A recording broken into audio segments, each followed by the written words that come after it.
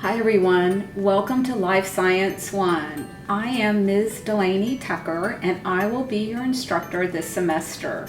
So my background is I have a bachelor's degree or an undergraduate degree in cellular and molecular biology, and then I earned my master's or graduate degree here at the University of South Alabama in biology.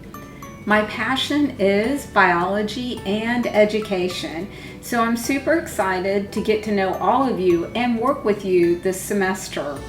One of the things that I hope that we will gain is that by the end of the semester, I hope that we're excited to lead conversations with our family and our friends about how science works and how it is relevant to our everyday lives.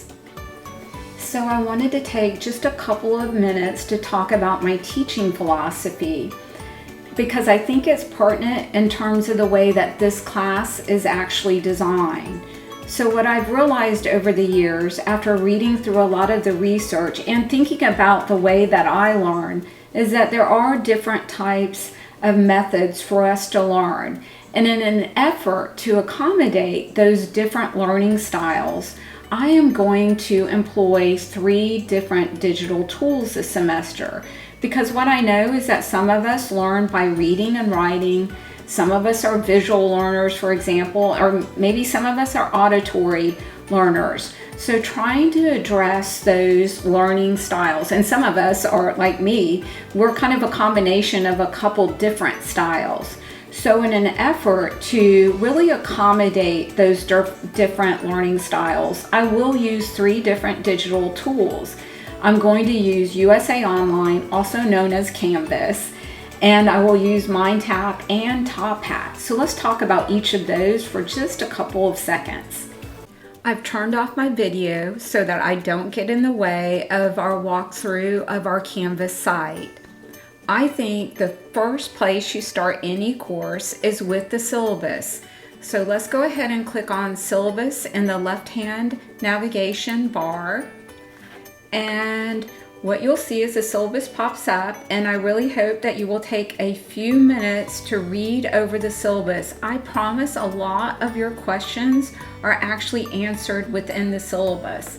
Now, one other thing that I love about Canvas is this course summary. So if you scroll down just beneath the syllabus, you'll see a quick rundown of assignments and when they're due. So I really do like this course summary, and you can link out to most of those assignments as well from here. The other part of Canvas that I will be using frequently will be the announcements tool.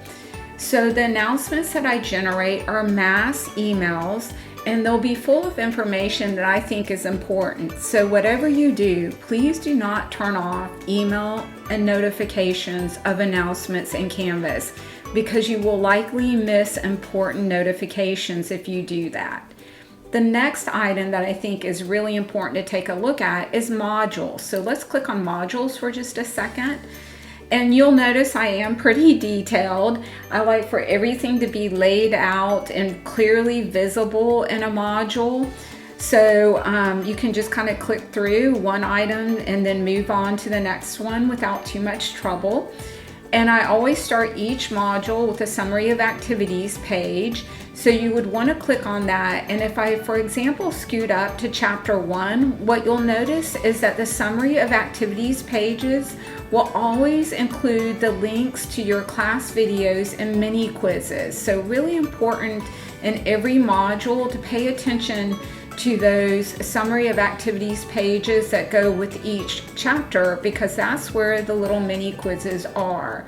So definitely this is Canvas, and by the way, all roads will lead back to Canvas. The grades that you are getting from other homework assignments outside of Canvas will all come back to the Canvas gradebook. So this will be your official gradebook, the Canvas gradebook. And the other item, if you look at the left-hand navigation bar that I will be using, will be the Zoom tool. So if we click on that, what you'll notice is that here's the link for joining the meeting on June 2nd. So you just click on that and you'll be able to join me hopefully tomorrow, and hopefully you'll be bringing me some additional questions tomorrow. Don't worry if you cannot attend. I will record tomorrow's meeting and post it, and you would just come here to Cloud Recordings and you should be able then to watch that Zoom meet. Now, the one item that I do not use in Canvas is the inbox. So please don't send me messages through the inbox. Go old school and send me your questions via email. It's so much easier for me to stay organized if you send them directly to my email. So the only item that I really don't ever use in Canvas is the inbox. MindTap is the other digital tool that we will be using this semester. And to get to it, all I need to do is click on this link here, and it will load in another window. And the next thing that I can do is go ahead and create my account. So go ahead and do that. And you would choose that you're a student, and you would fill in all of the appropriate information from here. I really encourage you to go ahead and click on things in MindTap until you're comfortable. So for example, a great starting point would be to watch this video up here called Getting Started. It really walks you through all of the tools in MindTap. Let's take a quick look at chapter 1. So here is the chapter reading from the actual textbook, and I can click on it, and you can see that there are so many cool things that you can do. You can highlight it, different areas of the text, just like you would with the traditional hardback, so you can practice that.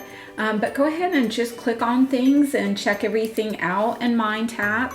If I open up this folder, I'll see there's some of the homework, and then I have some more homework down here in this secondary folder.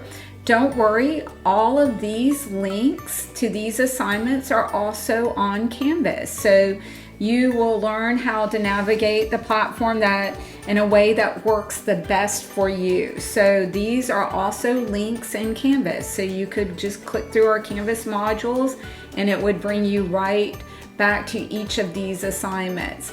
But I would go ahead and, kind of look over MindTap carefully, and remember that your chapter reading is housed up here, always at the start of the path for each chapter. If you want, you can scoot over here to the right navigation bar and click on the full book. And then if I use these arrows here, it should expand it out. And then up here is the table of contents. So I could go to a specific chapter from here if I wanted to, and maybe a specific section. If I'd rather kind of work the platform in this way, I could do that. Something else that I would just want to point out before I leave MindTap is that if you're like me and you love flashcards, what I love about MindTap is they've already set up a whole deck of flashcards for each chapter. So here are some, for example, for the first chapter, and if I want to flip it, I can see they've already done this. I can create my own cards from here. I can move on maybe to chapter 2's flashcards. So I just wanted to point that out really quickly. So this is MindTap. It will have the electronic version of the textbook, and it will also contain homework assignments. So if you look at your email, your JAG-mail, you probably received an invite to join Top Hat. So go ahead and look through your email if you haven't done so already, or if you haven't registered for Top Hat. There's probably a quick way for you to get registered and started in Top Hat. Or what you can do is click on this link here, and you'll create an account, and eventually you'll come to a page that looks somewhat similar to this. Within the assigned folder of Top Hat, you will also have homework assignments. So you'll want to open those folders and work through the questions and complete the assignments each week for each chapter that we cover.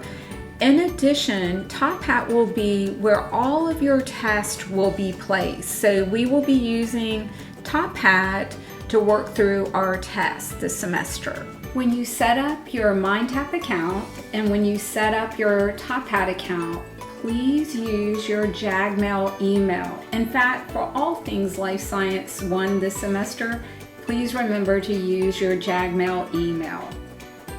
So I know that is a lot, but I'm confident that you will quickly learn how to navigate these digital tools.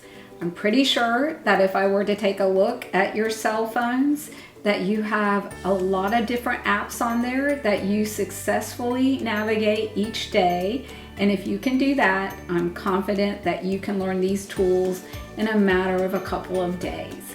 Now, I'm hoping to see you in the Zoom meet where I will be answering whatever questions you have. If you're unable to attend that Zoom meet, you can email your questions.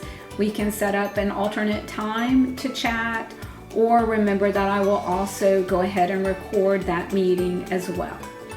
Talk to you soon.